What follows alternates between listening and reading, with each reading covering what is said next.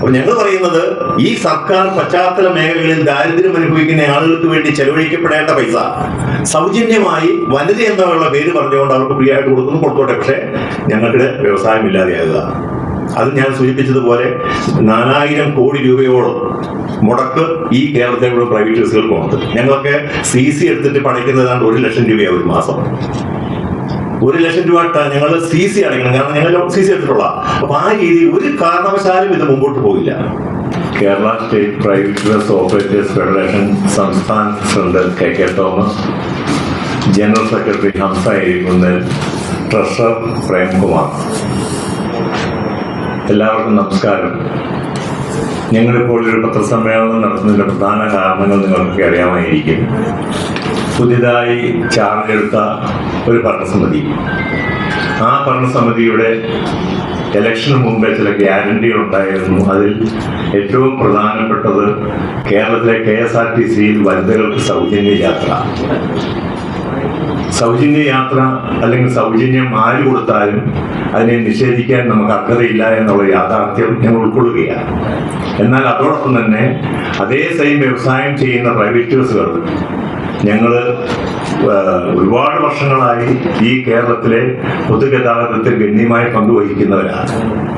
KSRTC എത്രയുണ്ടോ അതിന് 3 ഇരട്ടിയധികം വണ്ടികളിട്ട് ഈ കേരളത്തിൽ ഓടിച്ചുകൊണ്ടിരിക്കുകയും ഒരു വ്യവസായമായി മാറ്റി ഒരുപാട് പേർക്ക് തൊഴിൽ കൊടുത്ത് ഞങ്ങളും സ്വയം തൊഴിൽ സ്വീകരിച്ചുകൊണ്ട് മുമ്പോട്ട് പോകുന്നതാണ്. അതിനെ ബാധിക്കുന്ന വിഷയമാണെന്ന് തോന്നിയത് കൊണ്ടാണ് ഞങ്ങൾ ഇതേപ്പറ്റി സംസാരിക്കാൻ താല്പര്യപ്പെടുന്നത്. സൗജന്യം കൊടുക്കണ്ടായെന്ന് ഞങ്ങൾ പറയുന്നില്ല. പക്ഷേ ഞങ്ങളെയും കൂടി ഉൾക്കൊണ്ടുകൊണ്ട് ഈ കേവലം ബസ്സുകളിൽ, അതായത് 3-2 പ്രൈവറ്റ് ബസ്സുകൾ ആണ്, 3-1 KSRTC ഉള്ളൂ. എത്രയാണെങ്കിലും അതിൽ സൗജന്യം കൊടുത്തുകൊണ്ട് ഞങ്ങൾക്ക് കിട്ടുന്ന ദൈനംദിന കളക്ഷൻ കുറവ് വരുത്തി ഞങ്ങൾ ഏതാണ്ട് ഇല്ലാതാകുന്ന ഒരു ലക്ഷണമാണ്. നമുക്കറിയാവുന്ന പോലെ ഇന്ന് ബസ്സുകളെ ആശ്രയിക്കുന്നത് 60% വനിതകൾ തന്നെയാണ്. കാരണം 2 വീലറുകളുടെ ഒരു അതിപ്രസരം, പ്രത്യേകിച്ച് ഈ പറയുന്ന കോവിഡ് പോലുള്ള കാലത്തിന് ശേഷം 2 വീലറുകളുടെ അതിപ്രസരം വനിതകൾ ഉപയോഗിക്കുന്നുണ്ടെങ്കിലും ഏറ്റവും കൂടുതലായി ഉപയോഗിക്കുന്നത് യുവജനങ്ങളും അങ്ങനെയുള്ള ആളുകളും ഒക്കെയാണ്. അപ്പൊ അങ്ങനെ വരുമ്പോൾ ഈ 60% വരുന്ന വനിതകൾ ഈ ബസ്സുകളെ ആശ്രയിക്കുമ്പോൾ അവർക്ക് ചിലപ്പോൾ 10 മിനിറ്റോ 15 മിനിറ്റോ വെയിറ്റ് ചെയ്താൽ ഒരു KSRTC ഒന്ന് ഫ്രീ ആയി യാത്ര ചെയ്യാമെന്ന് പറയുമ്പോൾ ഞങ്ങൾക്ക് കിട്ടേണ്ടതായ ആ കളക്ഷൻ ഞങ്ങൾക്ക് കിട്ടത്തില്ല. കാരണം ഞങ്ങൾക്ക് അത് മുമ്പോട്ട് കൊണ്ടുപോകാൻ പറ്റത്തില്ല. ഏറ്റവും അടുത്ത ദിവസം 4.25 രൂപ ഡീസലിന് വില കൂട്ടി. അത് അതിന്റെ വഴിക്ക് പോട്ടെ. പക്ഷെ കുറെ കാലങ്ങളായി ഈ വ്യവസായത്തെ പല രീതിയിലും ഉപദ്രവിക്കുന്ന ഒരു സമീപനമാണ് ഗവൺമെന്റ് സ്വീകരിച്ചിരുന്നതെന്ന് ഞാൻ വളരെ വ്യക്തമായി പറയുക. പ്രത്യേകിച്ച് കഴിഞ്ഞ 2-3 വർഷം എല്ലാവർക്കും അറിയാവുന്നതുപോലെ 1,20,000 രൂപ ഒരു വർഷം ടാക്സായി മാത്രം സർക്കാർ ഖജനാവിലേക്ക് അടച്ചിട്ടാണ് ഞങ്ങൾ ഈ സർവീസ് എടുക്കുക. അത് അഡ്വാൻസ് 1 രൂപ പോലും നേരത്തെ അടച്ചിരിക്കുന്നത്. അതായത് ഒരു രീതിയിലും ഒരു എക്സ്പെൻസ് തരാതെ എല്ലാ വർഷവും 4 മാസം കൂടുമ്പോൾ വെച്ച് 1,20,000 രൂപ ടാക്സായി മാത്രം അടയ്ക്കുകയും പ്ലസ് ഞങ്ങൾക്ക് ഫീസുകളുണ്ട്, പെറ്റികളുണ്ട്, എല്ലാവരും കൂടി കണക്കെടുക്കുമ്പോൾ ആവറേജ് 1.5 ലക്ഷം രൂപ ഒരു ബസ്സിൽ നിന്നും സർക്കാരിന്റെ ഖജനാവിലേക്ക് ചെല്ലുകയാണ്. മറിച്ച് KSRTC എത്രയായിരം കോടി രൂപ മുടക്കിയാണ് ഈ KSRTC ഓരോ ദിവസവും മുമ്പോട്ട് പോകുന്നതെന്ന് ഞങ്ങളെക്കാൾ വ്യക്തമായി നമുക്കറിയാം.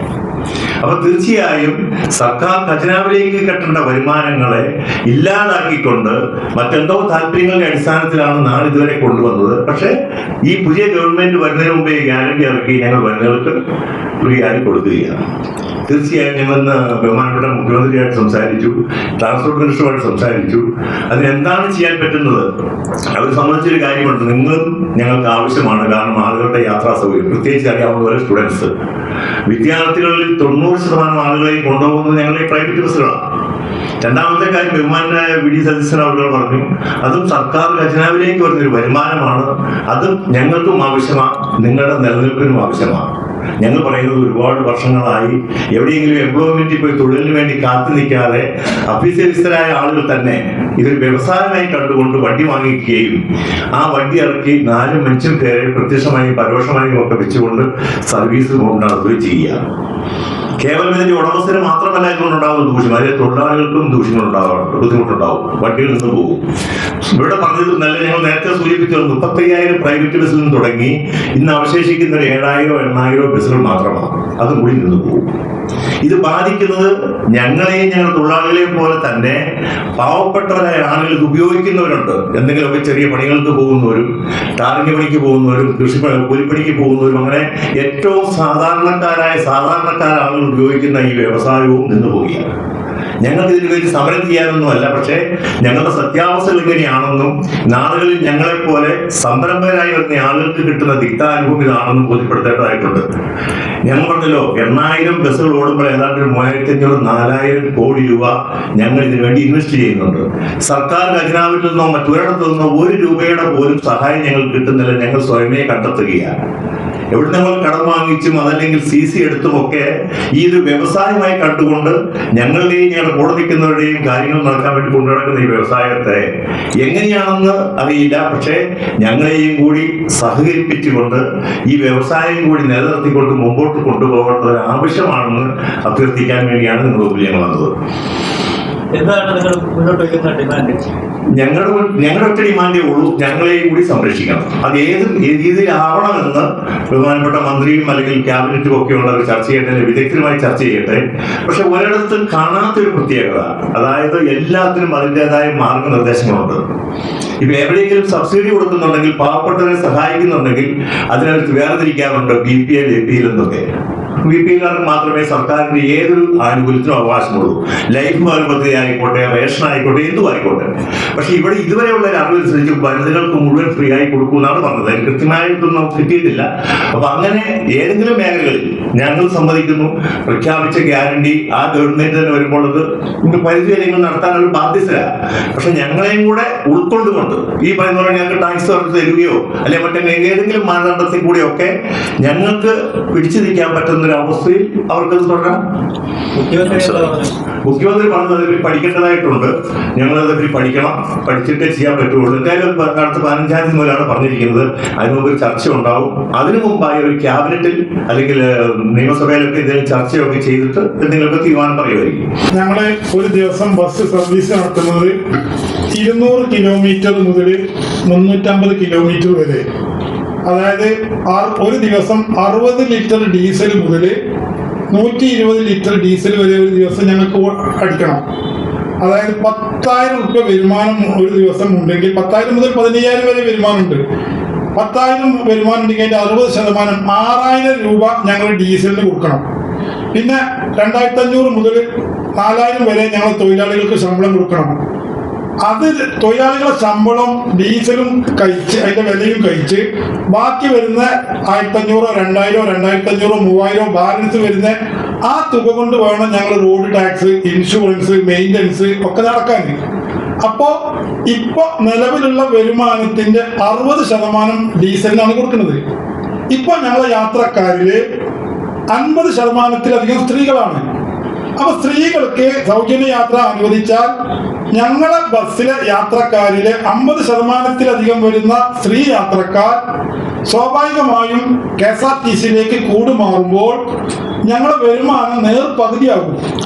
നേർപകുതിയായാൽ ഞങ്ങൾക്കത് ഡീസൽ അടിക്കാൻ പോലും കഴിയില്ല. ഈ സാഹചര്യത്തിൽ ഒരു പുതിയ ഗവൺമെന്റ് ഒരു സാമൂഹ്യ നന്മയ്ക്ക് വേണ്ടി ഒരു നടപടി വരുമ്പോൾ അത് വേണ്ട എന്ന് ഞങ്ങൾക്ക് പറയാൻ കഴിയില്ല. പക്ഷെ ഞങ്ങളെ കൂടി നിലനിർത്തണമെങ്കിൽ സർക്കാരിന് സാധാരണഗതിയിൽ ആരും മനസ്സിലും കാഴ്ച വരുന്ന ഒരു സംഭവം ബസ് ചാർജ് വർദ്ധിപ്പിക്കുക എന്നുള്ളതാണ്. ഒരു ബസ് ചാർജ് വർദ്ധിപ്പിച്ചത് കൊണ്ട് ഞങ്ങൾക്ക് ഒരിക്കലും ഡീസൽ അടിക്കാൻ കഴിയില്ല. ഇനി റോഡ് ടാക്സ് ഒഴിവാക്കി തന്നാലും ഞങ്ങൾക്ക് കഴിയില്ല. കാരണം അത് ഒരു ദിവസം ഒരു 350-400 രൂപയുടെ വ്യത്യാസം വരുള്ളൂ. ഇനി ഡീസലിന്റെ സെസ് കുറക്കുകയോ ഗവൺമെന്റ് നൽകുന്ന സെയിൽ ടാക്സിൽ ഇളവ് വരുത്തുകയോ ചെയ്താലും ഞങ്ങളെ നഷ്ടമില്ലാതെ ഡീസൽ അടിക്കാൻ കഴിയില്ല. അതുകൊണ്ട് ഞങ്ങളെ സർവീസ് നിലനിർത്താൻ, ഞങ്ങളെന്ന് പറഞ്ഞാൽ ഞങ്ങൾ ഉടമകൾ മാത്രമല്ല, ഞങ്ങളിപ്പോ തൊഴിലാളികൾ 10-15,000 തൊഴിലാളികളുണ്ട്. ഈ തൊഴിലാളികളെയും കൂടി സംരക്ഷിക്കുന്ന രീതിയിൽ എന്താണോ രണ്ട് മേഖലയും KSRTC-യും സ്വകാര്യ മേഖലയും നിലനിർത്താൻ ആവശ്യമായ ഒരു കണ്ടതിന് ശേഷം മാത്രമേ ഇത് നടപ്പാക്കാവൂ എന്ന് ഞങ്ങൾ മുഖ്യമന്ത്രിയോട്, പ്രതിപക്ഷ നേതാവായപ്പോഴും വി ഡി സതീശൻ സാറിനോട് പറഞ്ഞിട്ടുണ്ട്, മറ്റു രാഷ്ട്രീയക്കാരുടെ അടുത്തൊക്കെ പറഞ്ഞിട്ടുണ്ട്. ഇവിടെ നിങ്ങളൊരു കാര്യം മനസ്സിലാക്കേണ്ടത്, ഇവിടെ ബഹുമാനപ്പെട്ട ഗണേഷ് കുമാർ സാറുള്ള സമയത്ത് ആകെ ഒരു നെഗറ്റീവ് വരുത്തിയിട്ടുണ്ട്. എന്ത് ഗണേഷ് കുമാർ സാർ വന്നതിന് ശേഷം KSRTC നഷ്ടത്തിൽ നിന്ന് കരകയറി എന്നൊരു നെഗറ്റീവ് വരുത്തിയിട്ടുണ്ട്. സത്യത്തിൽ നിങ്ങളൊക്കെ ഇടയ്ക്കിടയ്ക്ക് വാർത്തകൾ അതിന്റെ യഥാർത്ഥമൊക്കെ വരുന്നുണ്ട്, പക്ഷെ നിങ്ങളാരും അത് ഒരു പബ്ലിസിറ്റി കൊടുക്കുന്നില്ല. നിങ്ങൾക്കറിയാം, ഈ 5 വർഷം കൊണ്ട് KSRTCക്ക് നഷ്ടം വന്ന വകയില് ശമ്പളം കൊടുക്കാനും പെൻഷൻ കൊടുക്കാനും 8619 കോടി രൂപയാണ് സർക്കാർ കൊടുത്തത്. അതായത് 5 വർഷം കൊണ്ട് എന്ന് പറയുമ്പോൾ 58 മാസം, ഫെബ്രുവരി വരെ 2026 ഫെബ്രുവരി വരെ 58 മാസം കൊണ്ട് 8619 കോടി രൂപയാണ് ഈ ഗവൺമെന്റ് KSRTC നിലനിർത്താൻ കൊടുത്തത്. അത് മാത്രമല്ല, അവരെ റോഡ് ടാക്സ് ഒഴിവാക്കി കൊടുത്തു, എഴുതി തള്ളി. നിങ്ങൾ മനസ്സിലാക്കേണ്ട സംഗതി, ഒരു മാസം KSRTCക്ക് ആവറേജ് 150 കോടിയാണ്. നിങ്ങൾ ഈ ബഡ്ജറ്റിൽ വരുന്ന 900 കോടിയാണ് നിങ്ങളൊക്കെ അറിയുന്നുള്ളൂ. പക്ഷെ ഇത് ഓരോ മാസം ശമ്പളത്തിനും പെൻഷനും പുതിയ വണ്ടി വാങ്ങാനും ഒരു ദിവസം ഒരു ബസ് KSRTC ബസ് ഇപ്പൊ 3700 ബസ്സാണ് ഓടുന്നത്. ഒരു ദിവസം ഒരു KSRTC ബസ് സർവീസ് നടത്തുന്ന വകയില് 13,400 രൂപ സർക്കാർ നഷ്ടം വഹിച്ചിട്ടാണ് ഇപ്പൊ KSRTC സർവീസ് നടത്തുന്നത്. അത് മാത്രമല്ല, നിങ്ങൾക്കൊക്കെ ഈ പരിവാഹൻ സൈറ്റിൽ കയറാൻ കഴിയുമല്ലോ. ഇപ്പൊ നിങ്ങളെ മൊബൈലിൽ പരിവാഹൻ സൈറ്റിൽ ഒന്ന് കയറി നോക്ക്. ഈ K15 ആണല്ലോ KSRTC.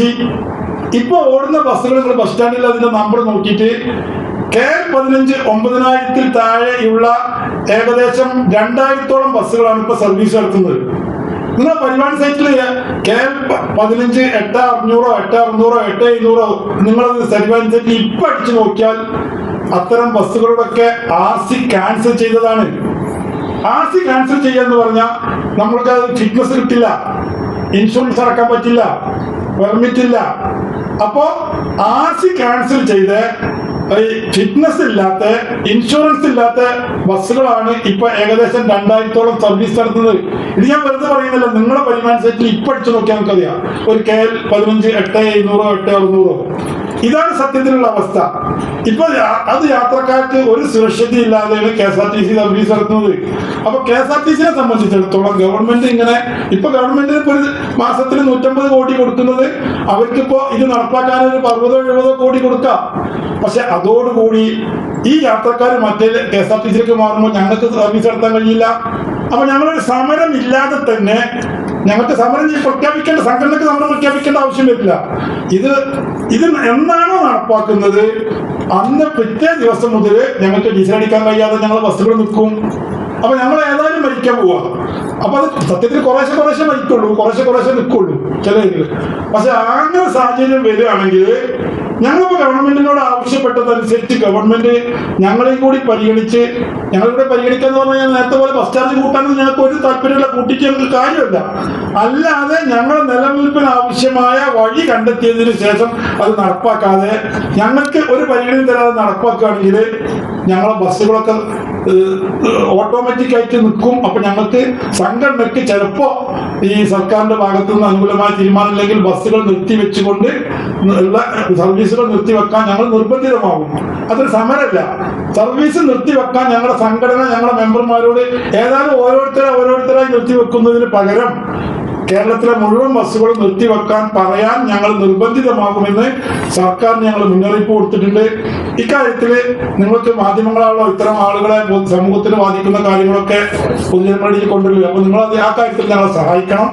ഈ കാര്യങ്ങളൊക്കെ പൊതുജനങ്ങളുടെ അടിയിലും ഗവൺമെന്റിന് മുമ്പിലും കൊണ്ടുവരാൻ നിങ്ങൾ പ്രത്യേകിച്ച് നിങ്ങളുടെ ഭാഗത്തു നിന്നുള്ള എല്ലാ സഹായ സഹകരണങ്ങളും ഉണ്ടാവണം അഭ്യർത്ഥിക്കുകയാണ്. ഞങ്ങൾ ഗവൺമെന്റിന്റെ മുമ്പ് പറഞ്ഞത് ഇപ്പൊ നിങ്ങളടുത്ത് പറഞ്ഞ വായിക്കുന്നത് ബസ് ചാർജ് കൂട്ടിയിട്ട് ഞങ്ങൾക്ക് കാര്യമില്ല, റോഡ് ടാക്സ് കുറച്ചിട്ട് കാര്യമില്ല, ഡീസലിന്റെ സെസ് ഒഴിവാക്കിയിട്ട് കാര്യമില്ല. ഞങ്ങൾക്ക് സൗജന്യമായി ഡീസൽ തന്നാൽ മാത്രമേ പിടിച്ചിട്ടാൻ കഴിയുള്ളൂ. വേറെ ഒരു ആനുകൂല്യം സർക്കാർ ചെയ്തിട്ട് കാര്യമില്ല. അതായത് KSRTC ഓടുന്ന റൂട്ടുകളിലെ ബസ്സുകൾക്ക് KSRTC ഞങ്ങളുടെ റൂട്ടുകളിലെ ആളുകളെ യാത്രക്കാരെ കയറ്റി കൊണ്ടുപോകുന്ന ബസ്സുകൾക്ക് സൗജന്യമായി ഡീസൽ തരാതെ വേറെ എന്ത് ആനുകൂല്യം സർക്കാർ തന്നിട്ട് കാര്യമില്ല. പക്ഷെ അതിപ്പോ ഒറ്റയടിക്ക് ഞങ്ങൾക്ക് അടിക്കുന്ന ഡീസൽ മുഴുവൻ സൗജന്യം തരണമെന്ന് സർക്കാർ തരില്ലല്ലോ. അപ്പൊ സർക്കാർ ഞങ്ങളോട് ആലോചിച്ച് ഞങ്ങൾക്ക് അങ്ങോട്ടും ഇങ്ങോട്ടും കൂടി ചർച്ച ചെയ്തിട്ട് ഒരു വഴി കണ്ടെത്താം.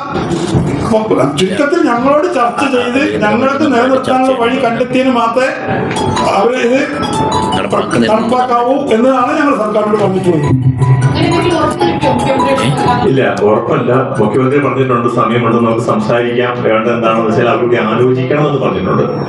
ഇതിനകത്തെ ഒരു വിചിത്രം എന്ന് പറയുന്നത് നമുക്കറിയാമല്ലോ, ഒരേ സ്വഭാവമുള്ള ഒരു ബിസിനസ്, ഒരു ഭാഗം അതായത് ഒരേ സ്വഭാവമുള്ള രണ്ട് ബിസിനസ്സിൽ ഒരു ഭാഗത്ത് സർക്കാരിന് കിട്ടുന്ന ആഗ്രഹമായി കേരളത്തിലെ മുഴുവൻ ആളുകളും ഓരോ ചെറിയ സാധനം മുഴുവൻ വലിയ സാധനം വരെ വാങ്ങിക്കും കിട്ടുന്ന ടാക്സ്, ആ ടാക്സ് കിട്ടുന്ന ഖജാവിൽ നിന്നും പൈസ എടുത്ത് അടുത്ത അങ്ങേ സൈഡിൽ നിൽക്കുന്ന വ്യവസായത്തെ ഇല്ലാതാക്കാൻ ശ്രമിക്കുന്ന ഒരു കാഴ്ചയാണ്. അതുകൊണ്ടാണ് ഞങ്ങൾ പറയുന്നത്, സെയിം സ്വഭാവമുള്ള ഒരു ബിസിനസ് പോകുമ്പോൾ രണ്ടും ഞങ്ങൾ KSRTക്ക് എതിരില്ല, ഒരിക്കലുമല്ല. KSRTC നന്നാകുന്നതിന് ഞങ്ങൾക്ക് എതിരില്ല, അവർക്ക് സൗജന്യം കൊടുക്കുന്നതിനും എതിരില്ല. പക്ഷേ ഞങ്ങളെയും കൂടെ സംരക്ഷിക്കുവാനുള്ള ഒരു ബാധ്യത അവർക്കുണ്ട് എന്ന് നിങ്ങൾ വിശ്വസിക്കുക. കാരണം ഞങ്ങളും ഈ സംസ്ഥാനത്ത് ടാക്സ് അടിച്ച് ഓടുന്ന ആളുകളാണ്, ജീവിക്കാൻ അർഹതയുള്ളവരാണ്. അപ്പൊ ഞങ്ങളെ ഇല്ലാതാക്കുക ഏത് കാരണം കൊണ്ടാണെന്ന് അറിയില്ല. പ്രഖ്യാപനം ഇപ്പോൾ സന്തോഷമായി, ഒരു കുഴപ്പമില്ല, നല്ല കാര്യമാണ്. സൗജന്യമായി വനിതകൾ യാത്ര ചെയ്യട്ടെ. പക്ഷേ അതുമൂലം നശിക്കുന്ന കുറെ ആളുകൾ, ഒരു വനിത ഒരു ബസ്സിൽ കയറി യാത്ര ചെയ്യുന്നുണ്ടെങ്കിൽ അതോടൊപ്പം തന്നെ അവരൊരു ബസ് ഉടമസ്ഥനെ അല്ലെങ്കിൽ ബസ്സിൽ തൊഴിലാളികളുടെ ഭാര്യയാണെങ്കിൽ അവരുടെ തൊഴിൽ പോലും നഷ്ടപ്പെട്ടു പോവുകയാണ്. അപ്പൊ ഞങ്ങൾ പറയുന്നത്, ഈ സർക്കാർ പശ്ചാത്തല മേഖലകളിൽ ദാരിദ്ര്യം അനുഭവിക്കുന്ന ആളുകൾക്ക് വേണ്ടി ചെലവഴിക്കപ്പെടേണ്ട പൈസ സൗജന്യമായി വനിത എന്നുള്ള പേര് പറഞ്ഞുകൊണ്ട് അവർക്ക് ഫ്രീ ആയിട്ട് കൊടുത്തോട്ടെ. പക്ഷെ ഞങ്ങൾക്ക് വ്യവസായം ഇല്ലാതെയാകുക. അതുകൊണ്ട് ഞങ്ങളെയും കൂടി രക്ഷിക്കണം. ബഹുമാനപ്പെട്ട പത്രപ്രവർത്തകരോട് ഞങ്ങൾക്ക് പറയാനുള്ളത്, നിങ്ങളുടെയും പല വാർത്തകളിലും ഒക്കെ പ്രൈവറ്റ് ബസ്സുകാരെ സംബന്ധിച്ചിടത്തോളം നല്ലതല്ല എഴുതുന്നറിയാം. കാരണം ആൾക്കാർക്ക് അത്ര ഇഷ്ടമല്ല. പ്രൈവറ്റ് ബസ്സുകാരുടെ ഭാഗത്ത് തെറ്റുകളും കാണാം.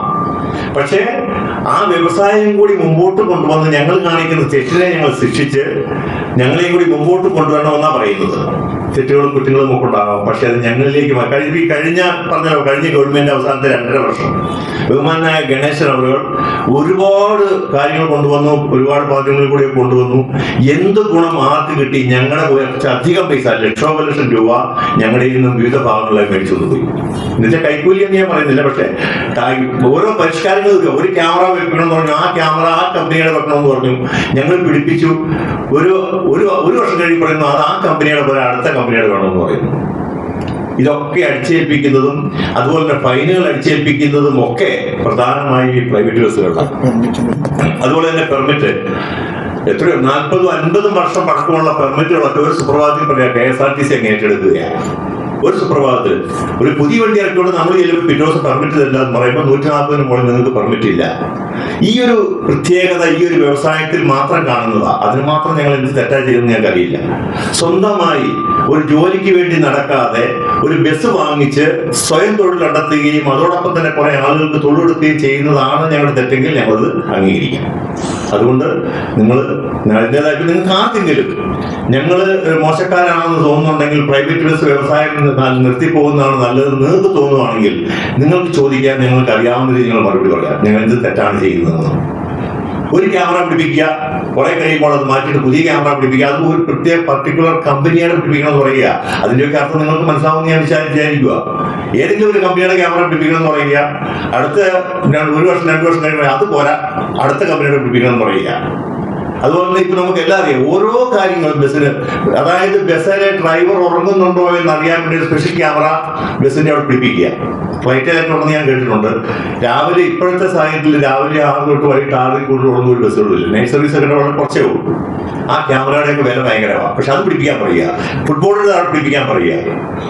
ഞാൻ പറയുന്നത് നാനാ രീതിയിൽ ഈ പ്രൈവറ്റ് ബസ് വ്യവസായത്തെ ഉപദ്രവിക്കുന്നത് നിർത്തിയിട്ട് അത് പരിശോധിക്കണം. അതോടൊപ്പം തന്നെ ഈ വനിതകൾക്കുള്ള സൗജന്യ യാത്ര വേണ്ടാതെ എന്ന് പറയില്ല, ആർക്കെങ്കിലും കിട്ടിക്കോട്ടെ, പക്ഷെ അതിനോട് ആനുപാതികമായി ഞങ്ങളുടെ വ്യവസായം മുമ്പോട്ട് കൊണ്ടുപോകണം. അതാണ് ഞങ്ങൾ പറയാനുള്ളത്. ഇതിപ്പോ സ്ത്രീകൾ മാത്രല്ല, ഈ സ്ത്രീകളും അവരുടെ ഒപ്പമുള്ള മക്കളും ഭർത്താക്കന്മാരൊക്കെ ആ ബസ്സിൽ കയറും. അപ്പൊ മൊത്തത്തിൽ യാത്രക്കാരുണ്ടാവില്ലേ?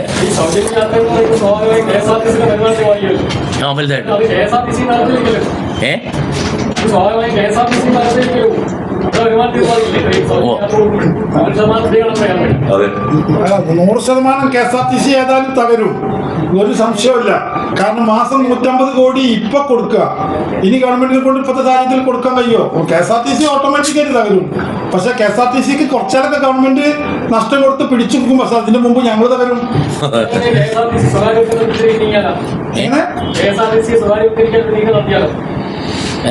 വ്യക്തമാണില്ല. അല്ല, സ്വകാര്യവൽക്കരിക്കാനുള്ള നീക്കമൊക്കെ നമുക്ക് അതിനെ പറ്റി ഒന്നും പറയാൻ പറ്റത്തില്ല. ഒരു കാര്യം ശരിയാണ്, KSRTC വളരെ ഉറപ്പ് ചെയ്യണം കൊണ്ട്. കാരണം ഇത്രയും വർഷമായി നിങ്ങൾ പരിശോധിച്ചാൽ അറിയാം, ഓരോ വർഷവും എത്രയായിരം കോടി രൂപയാണ് ഇതിനു വേണ്ടി അങ്ങോട്ട് ചെലവഴിക്കുന്നത്. അപ്പൊ ഇതുകൂടെ ആവുമ്പോൾ പൂർണ്ണമാവും. പക്ഷെ 3 മാസത്തേക്കെങ്കിലും അവർ ഒരു വാശിയിലോ അല്ലെങ്കിൽ ഒരു ഗ്യാരണ്ടിയുടെ പുറത്തോ കൊടുത്താൽ അത് ആ സമയം കൊണ്ട് ഞങ്ങളും ഇല്ലാതെയാവും. പിന്നെ അല്ല, ഞങ്ങൾ അതിനെപ്പറ്റി ഇപ്പൊ ഗവൺമെന്റ് എന്തെങ്കിലും തീരുമാനം അതേക്കുറിച്ച് പറയാതെ ഞങ്ങളിപ്പോ സ്വകാര്യവൽക്കരണത്തിന് ഞങ്ങൾ അനുകൂലമാണെന്ന് പറഞ്ഞാൽ നിങ്ങൾ എന്താ നാളെ റിപ്പോർട്ട് കൊടുക്കുക? അപ്പോൾ സ്വകാര്യ വസ്തുടമ സംഘടനകൾ സ്വകാര്യവൽക്കരിക്കാൻ വേണ്ടി നടക്കുന്നില്ല. അപ്പൊ ഞങ്ങളിപ്പോൾ അതേക്കുറിച്ചൊന്നും പറയുന്നില്ല. അല്ലെങ്കിൽ തന്നെ നിങ്ങൾ നേരത്തെ ചോദിച്ചല്ലോ KSRTC നശിക്കൂലെന്ന്. ഇവിടെ 2012 ആര്യാടൻ മുഹമ്മദ് സാറ് ഗതാഗത മന്ത്രിയായപ്പോൾ 6000 KSRTC, 42,000 തൊഴിലാളികൾ. അതായത് 13 വർഷം മുമ്പ് 6000 KSRTC, 42,000 തൊഴിലാളികൾ സർവീസ് നടത്തിയിരുന്നു. ഇപ്പൊ അത് അന്ന് ഞങ്ങൾ പറയുന്നുണ്ട്, ഞങ്ങളന്ന് 34,000 ഉണ്ടായിരുന്നു. ഇപ്പൊ അത് KSRTC 3700, ഏകദേശം 20,000 തൊഴിലാളികളും. ഗണേഷ് കുമാർ ഇതുവരെ പറഞ്ഞല്ലോ, ഞാനിങ്ങനെ നഷ്ടമില്ലാതെ കൊണ്ടുപോയി. എങ്ങനെ നഷ്ടമില്ലാതെ? ബസ്സിന്റെ എണ്ണം കുറച്ച്, തൊഴിലാളികൾ പകുതിയാക്കി. ഇപ്പൊ ഓടിച്ചുകൊണ്ട് പെർമിറ്റ് ഇല്ലാത്ത, ഫിറ്റ്നസ് ഇല്ലാത്ത.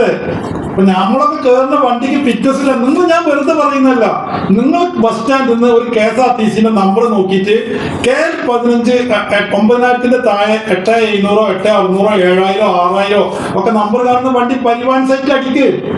അത് നിങ്ങൾക്ക് സുഖമായിട്ട് കാണാം. ആ വണ്ടിക്ക് RC ക്യാൻസൽ ചെയ്തു, ഇത്ര വർഷം ഇത്ര മാസമായി RC ക്യാൻസൽ ചെയ്തു, ഫിറ്റ്നസ് തെറ്റി, ഇൻഷുർ തെറ്റിന്ന് നിങ്ങൾക്ക് ഇപ്പൊ കാണാം. ഇപ്പൊ നിങ്ങൾ അടിച്ചു നോക്ക് ഒരു KL15 എന്നിട്ട് ആ വണ്ടികൾ സ്റ്റാൻഡിലുണ്ടോന്ന് പോയി നോക്കി. ഒരു ബസ് സ്റ്റാൻഡിൽ നിങ്ങൾ വണ്ടി കാണുമ്പോൾ വെറുതെ അടിച്ചു നോക്കുക. ഒരു വണ്ടി നമ്പർ നോക്കുമ്പോൾ നിങ്ങൾക്ക് നിങ്ങളെ മൊബൈലിൽ അടിച്ചു നോക്കിയാൽ കിട്ടും. ഇത്രയും നാളത്തെ സർവീസ് കൊണ്ട്, അതിന്റെ എക്സ്പീരിയൻസ് കൊണ്ട് ഞങ്ങൾ പറയുന്നത് KSRTC ലാഭത്തിലാക്കാം. ഞങ്ങൾ ഓരോ വ്യക്തിയും പൈസ ഉണ്ടാക്കി ഇത് നടന്ന് ഇത്രയൊക്കെ കൊണ്ടു നടക്കുന്നില്ലേ? ഞങ്ങളുടെ ഏറ്റവും നല്ല പെർമിറ്റ് നോക്കി. ഇപ്പൊ ഒരു ഉദാഹരണത്തിന് ഒരു നല്ലൊരു പെർമിറ്റ്, തൊടുപുഴ അടിമാലി ഒരു പെർമിറ്റ് ഉണ്ടെങ്കിൽ അതിന് കളക്ഷൻ ഒന്ന് കണ്ടാൽ പിറ്റേ ദിവസം അതിന്റെ തലത്തിൽ KSRTC ഇടുക, എന്നിട്ട് പറയാ ടേക്ക് ഓവർ ആണെന്ന് പറയുക. ഓരോ നിയമങ്ങൾ കൊണ്ടുവരും. അപ്പം ആ വണ്ടിയുടെ 5 മിനിറ്റ് മുമ്പേ ഇവരങ്ങ് പോകും. തിരിച്ചു പോരുമ്പോഴും അങ്ങനെ തന്നെ ചെയ്യും. അപ്പൊ ഈ ഒരു ബസ്സിനെ ഇല്ലായ്മ ചെയ്യാൻ ശ്രമിക്കുന്നതാണെന്ന് പറയില്ല, പക്ഷെ ആരുടെയൊക്കെ ഒരു താല്പര്യവും ഒക്കെ കൊണ്ടാവണം. അങ്ങനെ സർവീസ് നടത്തുന്ന KSRTC ആണ് ഈ പറയുന്ന ആയിരക്കണക്കിന് കോടി രൂപ അങ്ങോട്ട് കൊടുത്ത് കേരള സംസ്ഥാനത്ത് നടത്തുന്നത്. അതുകൊണ്ടാണ് ഞങ്ങൾ പറയുന്നത്, ഇതൊന്നുമില്ലാതെ ഞങ്ങൾ ഇതുപോലെ അവര് ടൈം ഹിയറിംഗ് ചെയ്യുന്നു. നമുക്കറിയാവുന്ന ടൈം ഹിയറിംഗ് ഞങ്ങളൊരു സമയം 3:30 എന്ന് പറയുന്നു. KSRTC പറയുന്നത് ഇല്ല, ആദ്യം തരില്ല, ഞങ്ങളുടെ സമയം ആദ്യം ഞങ്ങൾക്ക് തരില്ല. ഉടനെ ഞങ്ങൾ 3:35 അല്ല 40 പോകുന്നു. അപ്പം അവിടെ വെച്ച് അവസാനിക്കുന്നു. പക്ഷെ തലേ ദിവസം വണ്ടി വരുന്നത് 3:40. അവിടെ RTO പറയുന്ന ഒരു സമയത്തും ഒരു KSRTC ഓടുന്നില്ല. പെർമിറ്റ് ഇല്ലാതെ ഓടുന്നു, ടാക്സ് ഇല്ലാതെ ഓടുന്നു. അങ്ങനെയൊക്കെ ആണെങ്കിൽ എന്തുകൊണ്ട് ഇവർ ലാഭം ഉണ്ടാക്കുന്നില്ല എന്ന് നമുക്ക് സ്വാഭാവിക ചിന്തിച്ചാൽ മനസ്സിലാവും. ആ സംവിധാനം അങ്ങനെയാണ്.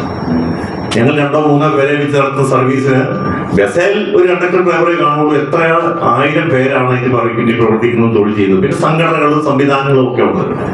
അതൊക്കെ കാണാതെ വനിതകൾക്ക് കൊടുക്കുമെന്ന് പറയുമ്പോൾ നല്ല കാര്യമാണ്, ഞാൻ പറഞ്ഞല്ലോ. പക്ഷെ ഞങ്ങളെയും കൂടെ കേട്ട് ഞങ്ങളെയും കൂടെ പ്രശ്നം പരിഹരിച്ച് ഞങ്ങളും ഈ സമൂഹത്തിന്റെ ഭാഗമാണെന്നും ഞങ്ങളും ഈ സംസ്ഥാനത്ത് പണിയെടുത്ത് ജീവിക്കുന്നവരാണെന്നും മനസ്സിലാക്കി ചെയ്യുമെന്ന് ഞങ്ങൾ പ്രതീക്ഷിക്കുന്നു. ഞങ്ങൾ 8000 ബസ്സിന് 4000 കോടി രൂപയാണ് മുതൽ മുടക്ക്. ഇത് ഞങ്ങൾ സർക്കാരിന് അങ്ങോട്ട് നികുതി കാര്യങ്ങളും പിന്നെ വിൽപ്പനയ്ക്ക് കൊടുക്കുക. ഈ 4000 KSRTC ബസ് അപ്പൊ എത്ര മുടക്കുണ്ടാവും കൂട്ടാലോ? 17,000 കോടിയാണ് അവരുടെ കടം. അവിടെ കണ്ണായ സ്ഥലത്താണ്. എല്ലാ സിറ്റിയിലും അവർക്ക് ബസ് സ്റ്റാൻഡുകളുണ്ട്, സ്ഥലങ്ങളുണ്ട്, പ്രോപ്പർട്ടി ഉണ്ട്. അതൊക്കെ പണയം വെച്ച് 17,000 സംതിങ് കോടി KSRTCന്റെ ഇപ്പോഴത്തെ കടാണ്.